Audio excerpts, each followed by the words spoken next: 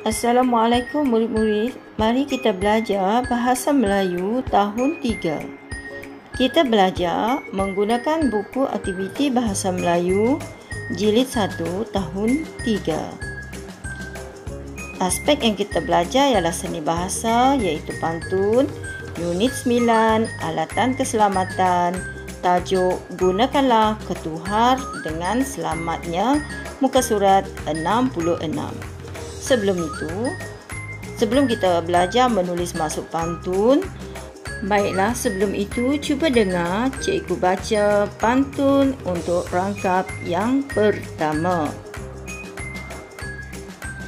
Bunga melati dari pekan, bunga angsana di balang kaca. Berhati-hati ketuhar digunakan, panduan pengguna perlu dibaca. Baiklah murid-murid, sekarang giliran kamu pula membaca pantun tersebut.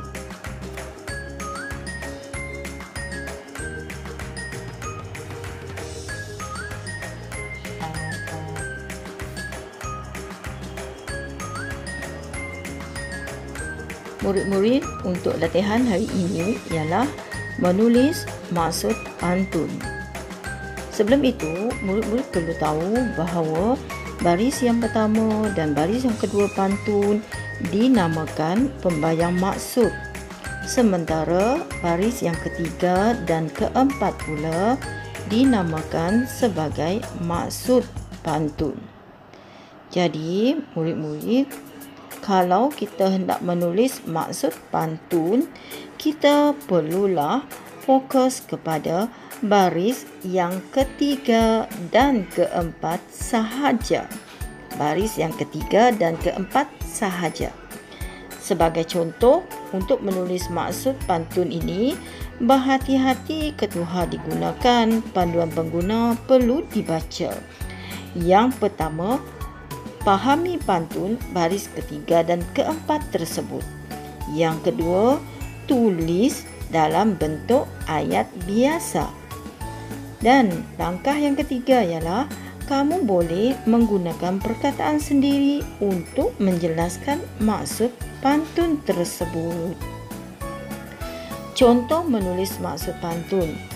Sebagai contoh, untuk baris yang ketiga dan yang keempat tadi, maksud pantun tu ialah kita perlulah berhati-hati menggunakan ketuhar dengan membaca panduan pengguna. Cuba murid lihat maksud pantun yang telah cikgu tulis. Yang pertama, cikgu tulis maksud pantun dalam bentuk ayat biasa. Yang kedua, cikgu tak salin terus pantun tu. Cikgu tukarkan perkataan dalam pantun tersebut. Sebagai contoh, cikgu tukar perkataan kata kerja yang terdapat di dalam pantun tersebut. Sebagai contoh, diguna, cikgu tukar kepada menggunakan. Dibaca, cikgu tukar kepada membaca. Seterusnya, buat latihan dalam buku aktiviti Bahasa Melayu jilid 1 muka surat 66.